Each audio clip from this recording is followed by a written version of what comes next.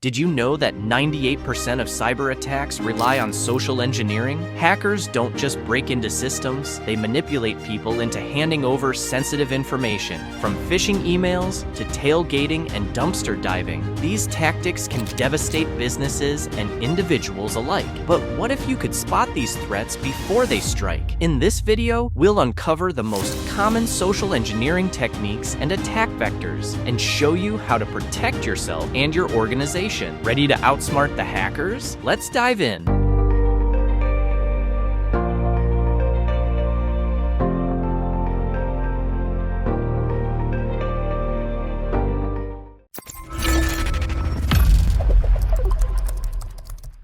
Social engineering, threats, and vulnerabilities.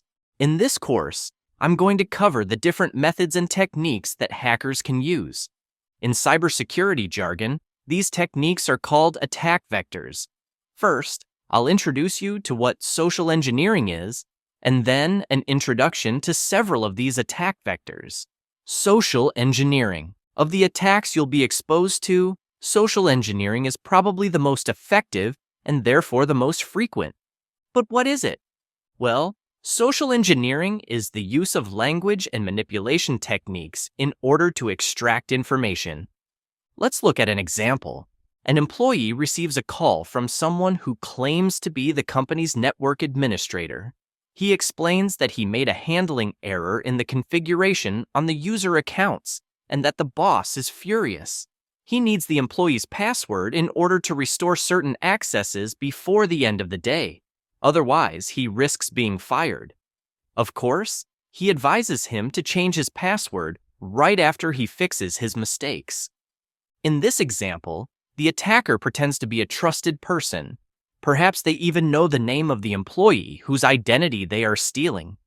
They play on emotion and a sense of urgency, and finally reaffirm trust with a security recommendation.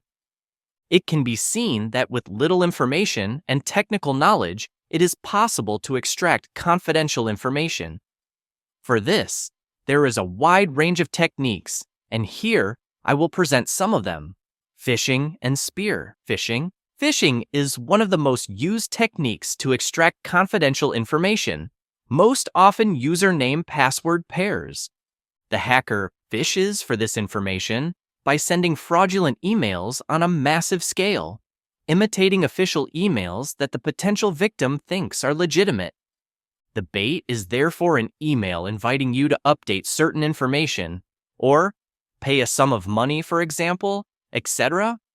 When you click on the link, well, you are redirected to a fraudulent site that usually copies 100% of the original site. Of course, today many people are sensitive to these email scams, which is why criminals usually carry out what are called massive phishing campaigns that will target all employees of a company. Because most often, it will be enough for a single person to click on a link to compromise the security of the entire company. Obviously, when a campaign of this type is launched, it is quickly noticed and identified, or even blocked by the filters of the mailboxes. To counter this, hackers use what is known as spear phishing, which consists of targeting a single person with major responsibilities in the company, such as the boss, the president, or managers.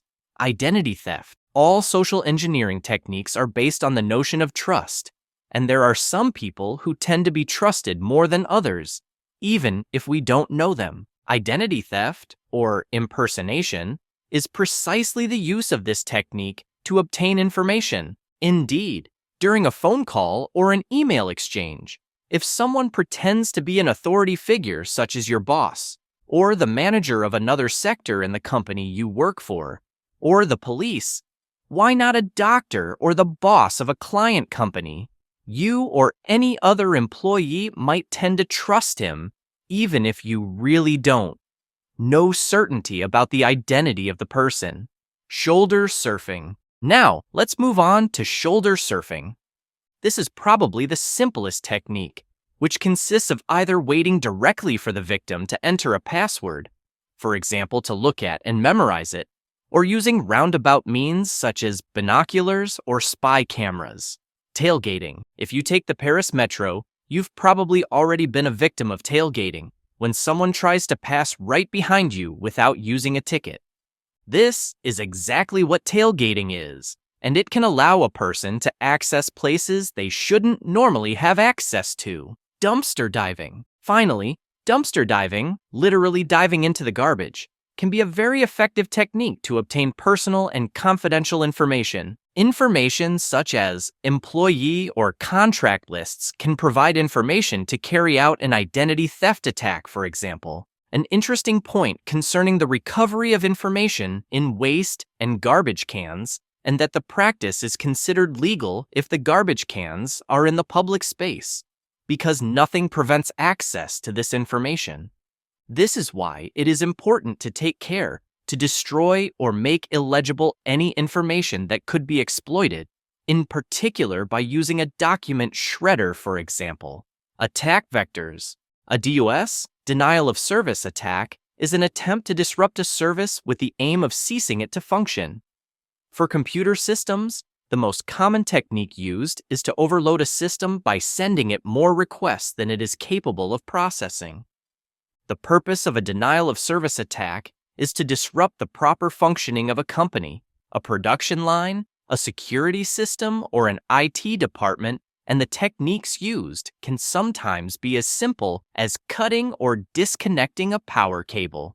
Sometimes a DOS can be caused by unintentional causes by a misconfigured system, or an incident such as users downloading large volumes of files, or a water leak near computer systems.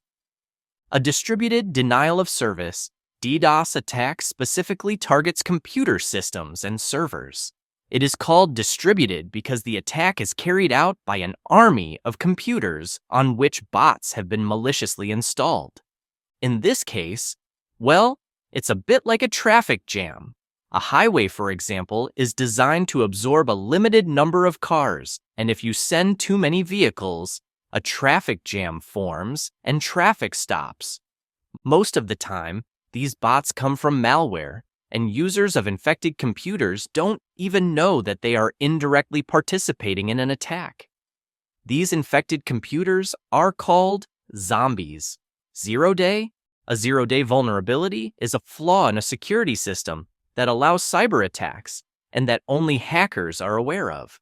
This means that hardware manufacturers or developers are not yet aware of the risk, and there is no patch to fix this vulnerability yet. The systems are therefore vulnerable, but no one is aware of it yet. This means that when a so-called zero-day vulnerability becomes public, a way to assess and reduce the risk must be found very quickly while waiting for the vulnerability to be patched. Man in the middle. A man-in-the-middle attack is a term that describes a technique in which the attacker places himself in the middle of communications between a user and another network. On the user's side, the operation is normal. On the attacker's side, the famous man in the middle, it allows him to listen to communications, retrieve information, or modify it on the fly.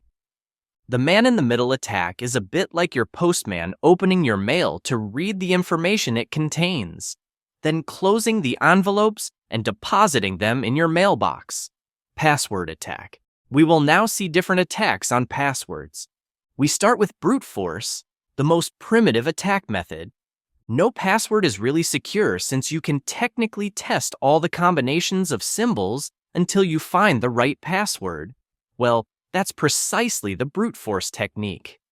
For example, if we know that the password is a series of 4 digits, we will test 0000, then 00001, then 0002, up to 99999. It may seem long and repetitive, but computers can find the solution to this problem in milliseconds. And that's why we recommend the use of long passwords, with special characters, that sometimes we only allow 3 tries, or that we use CAPTCHAs to check that you are not a robot. We continue with a dictionary attack, which is simply the use of a list of passwords. Indeed, we can see that many simple passwords are frequently used, such as 1234 password. For several years now, attacks have made password databases public, and therefore, it has been possible to create lists of the most used passwords. Since we are also able to count them, we can have a statistical representation of the use of these passwords and therefore organize them in a list of the most frequently used password and the least used.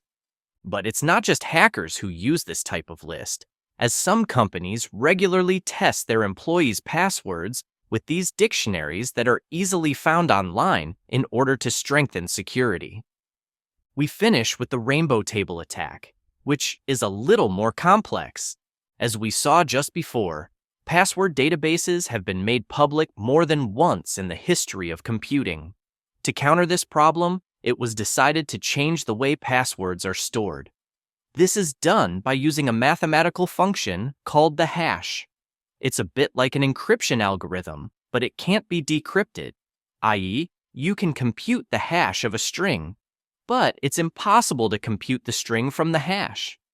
The server therefore only stores the hashes of the passwords, and when a user wants to log in and well on the server side, we calculate the hash again and compare it to the one saved.